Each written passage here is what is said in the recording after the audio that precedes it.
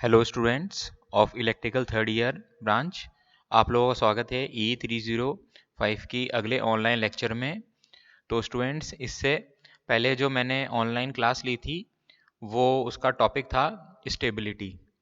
अब जैसा कि हमने स्टेबिलिटी को समझ लिया था, आज हम देखें तो स्टेबिलिटी में हम राउथ-फिट्स क्राइटेरिया पढ़ेंगे, यानी कोई भी सिस्टम स्टेबल अनस्टेबल के ऊपर हम कमेंट करेंगे या मार्जिनली स्टेबल। ये जो तीनों चारों टर्म्स हमने पढ़ी थी, इसके साथ में हमने रिलेटिवली स्टेबल टर्म को भी समझा था। तो एक बार क्विक ओवरव्यू कर देते हैं। हमने पिछली क्लास में इम्पोर्टेंस ऑफ स्टेबिलिटी को समझा था, फिर डिफरेंट टाइप्स ऑफ स्टेबिलिटी को भी पढ़ लिया था। अब हम आज का जो हमारा मेन टॉपिक है वो है apply Routh's stability criteria for stability analysis and solve the numerical, यानी उससे रिलेटेड जो भी मैथमेटिकल उसका मॉडल करके जो भी इक्वेशन आएगी उसको हम सॉल्व करेंगे और राउथ्स स्टेबिलिटी क्राइटेरिया लगा करके देखेंगे कि ये सिस्टम स्टेबल है अनस्टेबल है मैथमेटिकली पॉइंट ऑफ व्यू से। तो ये कुछ मैंने कौन की हेल्प से आप लोगों को समझाया था। स्टेबल, न्यूट्रल और अनस्टेबल सिस्टम क्या होता है। स्टेबल सिस्टम को हमने कंट्रोल सिस्टम की टर्म्स में भी डिफाइन किया था, बाउंडेड इनपुट बाउंडेड आउटपुट के रेस्पेक्ट में किया था। आपको एस प्लेन में मैंने लेफ्ट साइड में जो भी पोल्स लोकेटेड थे उसके बारे में समझाया था। इसी प्रकार से अनस्टेबल सिस्टम को हमने बाउंडेड और अनबाउंडेड के रेस्पेक्ट में समझाया था। ये जैसा कि आप फिगर पॉइंट ऑफ व्यू से इसको देख सकते हैं। और एक था क्रिटिकली स्टेबल, जिसको हम मार्जिनली स्टेबल भी बोलते हैं, जिसकी वैल्यू ना तो टाइम के साथ डीके होती है ना टाइम के साथ बढ़ती है, वो एक फिक्स लेवल पे चलती रहती है। तो ये था क्रिटिकली स्टेबल या मार्जिनली स्टेबल सिस्टम का। फिर रिलेटिव स्टेबिलिटी में हमने समझा था कि रिलेटिवली मतलब कंपैरेटिवली स्टेबिलिटी, यानी एक दो सिस्टम आपस में एक दूसरे को अगर हम कंपेयर करें तो रिलेटिवली कौन स्टेबल है उसके ऊपर हम कमेंट करेंगे। और जैसा कि आप देख पा रहे हैं, ये इस फिगर में मैंने बताया था, ये दो सिस्टम थे ए और ये है सिस्टम ए, और ये जो डॉट डॉट लाइन का है ये है सिस्टम बी। सिस्टम बी मतलब रिलेटिवली सिस्टम ए से ज़्यादा स्टेबल है, बिकॉज इसकी जो फाइनली सेटलिंग वैल्यू है जिसने टाइम लिया है, टाइम सिस्टम ए के बजाय कम लिया है। ठीक है। फिर रिलेटिवली स्टेबिलिटी का हमने बताया था कि पोल्स जितनी दूर ओमेगा जे ओमेगा एक्सिस यानी दिस एक्सिस से जितनी दूर होंगे उतना सिस्टम ज़्यादा स्टेबल होगा। आज फाइनली स्टूडेंट्स हम राउथ स्टेबिलिटी क्राइटेरिया देख लेते हैं। अब देखिए students, C S upon R S मतलब ये एक ट्रांसफर फंक्शन होता है। अब ये कुछ एक तरीके का पॉलिनोमियल है, यानी ये तो इसके कोफिशिएंट हैं b0 b1 and so on. S की पावर m-1 यानी एस की पावर तो घटती हुई जा रही है। ऐसी सिमिलरली a0 a1 एस की पावर n, मतलब ये जनरलाइज टर्म में एस की पावर भी घटती जा रही है, और मतलब अल्टीमेटली एस की पावर ज़ीरो एस की पावर ज़ीरो। अगर किसी भी टर्म की पावर ज़ीरो होती है तो वो 1 ही होता है।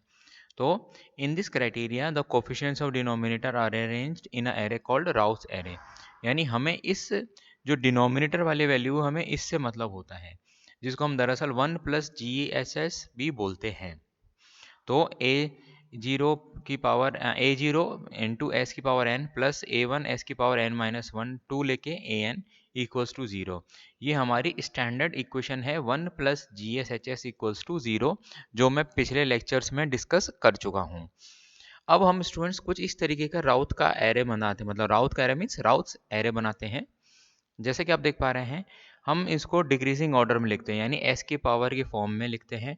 कुछ इस तरीके का एक हम ज्योमेट्री टाइप की बना लेते हैं, और फिर जो भी हैं जैसे मतलब इवन है, जैसे एस की पावर एन या इवन या ऑड जो भी है, जैसे ए ज़ीरो लिखा कोफिशेंट, फिर नेक्स्ट एस की power N minus two A two लिखा, फिर नेक्स्ट एस की power N minus four A six, यानी एक छोड़ के एक, फिर एस की power N minus one A one, फिर एस की power N minus three A three, S की power N minus five A five. ये आपको क्वेश्चन से समझ में आ जाएगा, यानी दो हम टर्म कुछ इस तरीके से फिलअप कर लेते हैं, एस की पावर एन और एस की पावर एन माइनस वन से।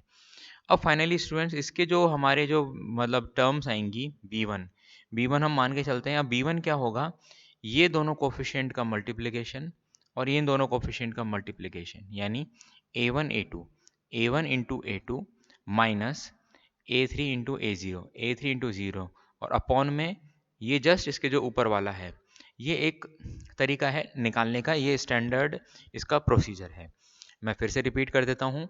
सबसे पहले तो हमने कुछ इस तरीके का एक ज्योमेट्री क्रिएट करेंगे, एक सिंपल लाइन से एल शेप है, इन्वर्टेड एल जिसको हम बोल सकते हैं। फिर हम एस की टर्म्स को अरेंज करेंगे पावर डिक्रीजिंग, घटते हुए में। फिर हम जो भी स्टार्टिंग है हम उसकी मतलब कोफिशिएंट को लिखते चले जाएंगे एक एक पावर को छोड़ के, जैसे एस की पावर एन का ए ज़ीरो, फिर एस की पावर एन माइनस टू का ए टू आएगा, एस की पावर एन माइनस फोर का ए फोर आएगा, एस की पावर एन माइनस सिक्स का ए सिक्स आएगा, और ऐसे चलता चला जाएगा। फिर हम देख रहे हैं एस की पावर एन माइनस वन का ए वन, फिर एस की पावर एन माइनस थ्री का ए थ्री, एस की पावर एन माइनस फाइव का a five, a seven and so on.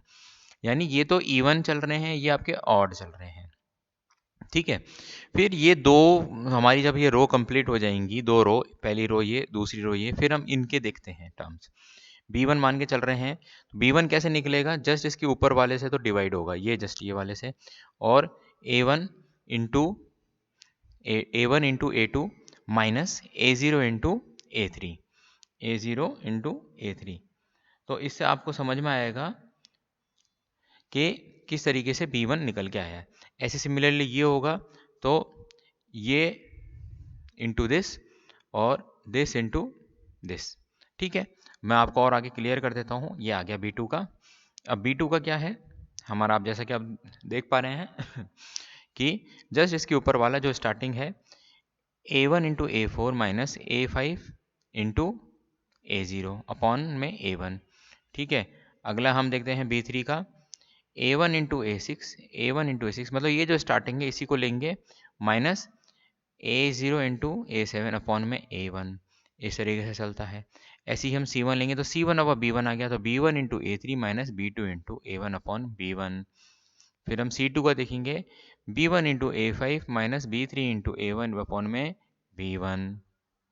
तो इस तरीके से कुछ होता है, each column will reduce by one as we will move down the array. इसको आप ऐसे समझ लीजिए, मैंने आपको अभी समझा दिया है। और ये प्रोसेस कब तक होता है, जब तक हमारी लास्ट रो मतलब एस की पावर जीरो या एस की पावर जो भी सबसे कम है वहां तक हमें ऑब्टेन नहीं हो जाता। फिर हम क्राइटेरिया अपनाते हैं राउस का। राउस क्राइटेरिया क्या कहता है कि जो भी सबसे नेसेसरी और सफिशिएंट, या मतलब जो भी हमारी नेसेसरी और सफिशिएंट कंडीशन क्या है किसी भी सिस्टम के स्टेबल के लिए, अकॉर्डिंग टू राउस क्राइटेरिया, कि जो भी उसका जो पहला कॉलम आएगा, यानी ये जो भी इसकी ये जो वैल्यू आएंगी स्टूडेंट्स, इसका सेम साइन होना चाहिए। साइन चेंज होते ही अगर हम कह देंगे कि ये सिस्टम अनस्टेबल है, मतलब साइन चेंज का हम कमेंट बाद में करेंगे। अगर सेम साइन चल रहा है, चाहे भले वो माइनस में हो, एंटायरली सेम चले, तो सिस्टम स्टेबल है। अदरवाइज साइन में चेंज मिला आपको, सिस्टम अनस्टेबल। ठीक है, पहले कॉलम में इस चीज का ध्यान रखना।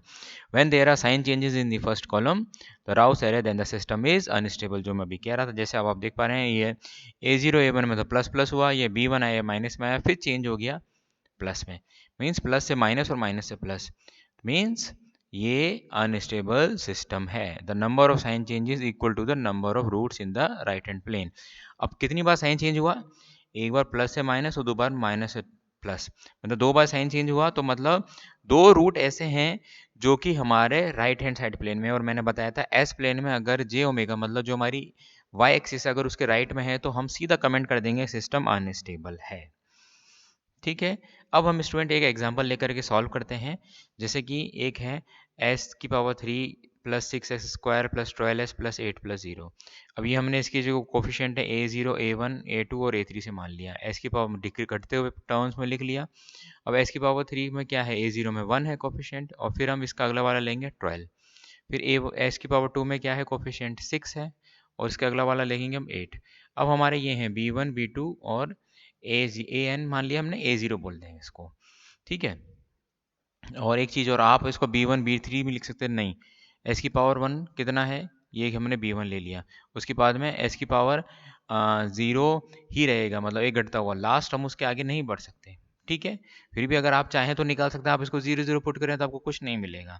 फिर हम आगे सॉल्व करते हैं, बी वन हमने निकाला, तो इसको हमने मल्टीप्लाई किया, तो और इसको हमने से मल्टीप्लाई किया और इससे डिवाइड किया, यानी six into twelve minus eight into one divide by six.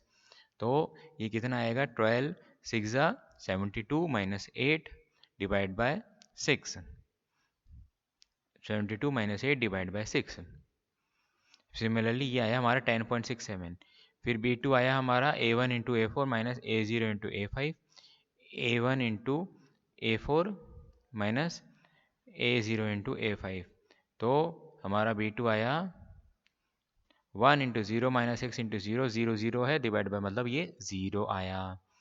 ऐसे ही हमारा ये आया, जिसको हमने ए एन नाम दिया है, ये B2 शायद गलत टाइप हो गया है, तो इस तरीके से हमने इसको सॉल्व किया। अब आप देख पा रहे हैं स्टूडेंट कि ये इसमें कोई भी साइन चेंज नहीं है, आर ऑफ सेम साइन, तो ये सिस्टम स्टेबल है। आपको राउथ फिट्स क्राइटेरिया में इसी चीज़ को ध्यान में रखना है। फिर हम एक और एग्जांपल देख लेते हैं। एक क्वेश्चन है कि इसकी स्टेबिलिटी पे कमेंट करें। ऐसे B1 हमने निकाला तो B1 की वैल्यू 1 आई, B2 निकाला तो B2 की वैल्यू 3 आई, C1 निकाला तो 4 आया और AN निकाला तो फाइनली 3 आई। मीन्स सब सारे सेम साइन के हैं, तो ये सिस्टम हमारा स्टेबल है। ठीक है, ऐसे एक और क्वेश्चन दे लेते हैं। 2s³ plus 4s² plus 4s plus 12, B1 निकाला तो -2 आया, ओके। B2 निकाला तो 0 आया और AN निकाला 12। ये सिस्टम अनस्टेबल है। यहाँ पर दो साइन चेंज हो रहे हैं। दो कैसे? पॉजिटिव में शुरू किया तो नेगेटिव, और उसके बाद में हम गए तो 12, मतलब पॉजिटिव से नेगेटिव, नेगेटिव से पॉजिटिव। मीन्स दो साइन चेंज हो रहे हैं, तो मीन्स दो रूट ऐसे हैं, मतलब दो वैल्यू ऐसी हैं जो राइट हैंड साइड में हैं, तो सिस्टम अनस्टेबल है। ऐसी कुछ एक और क्वेश्चन है, चाहे भले इसको देख लें आप एग्जाम्पल 4 को। B1 निकाला तो 1 आया, B2 आया -0.5 आया, C1 और ये D1 -1.21 आया, AN आया 5। तो अब आप देख पा रहे हैं यहाँ साइन चेंज हो रहे हैं, एक नेगेटिव और दूसरा पॉजिटिव, यानी दो रूट्स ऐसे हैं जिनकी वैल्यू राइट हैंड साइड में है, तो सिस्टम अनस्टेबल है। बस आप पहले कॉलम का ध्यान रखना है। तो इसी प्रकार से आप एग्जाम्पल 5 देख सकते हैं। ये अभी टॉपिक यहाँ पर मैं अभी रोक रहा हूँ। अभी आप इन क्वेश्चन को सॉल्व करके देखें, कॉपी पेन जरूर यूज़ करें। अगर आपने हवा में सॉल्व किया तो आपसे 100% गलत होगा। अगले हम उस पाएंगे कि डिफ़िकल्टीज इन राउथ एरे, मतलब राउथ एरे की क्या लिमिटेशन है, कि अगर कुछ क्वेश्चन ऐसे हो जाते हैं कि तो राउथ एरे वहाँ पर मतलब हमें प्रॉब्लम आती है। तो ये चीज़ मैं अगली क्लास में डिस्कस करूंगा, और मोस्ट प्रोबेबली आपकी ऑफलाइन क्लास में या ब्लैक बोर्ड क्लास जिसको हम बोलते हैं उसमें डिस्कस करूंगा। आप लोगों के 18 से कॉलेज खुल रहे हैं, 50-50 का है, आप लोगों को बता दिया जाएगा। कोई भी जल्दबाजी ना करें, लेकिन ऐसा नहीं हो कि आप क्लासेस को अब स्किप करें। कोरोना पेंडेमिक से स्टूडेंट्स, मुझे मेरा व्यक्तिगत लॉस भी हुआ, हो सकता है आपके किसी नोन में किसी को हुआ, भगवान ना करे किसी के साथ में कोई हो। इसलिए कोरोना महामारी में अपने और अपनी फैमिली का ध्यान रखें। अभी भी चीज़ें इतनी स्टेबल नहीं हुई हैं, इसलिए हमें प्रिकॉशंस का ज़रूर से ज़रूर ध्यान रखना है। तब तक के लिए thank you so much students.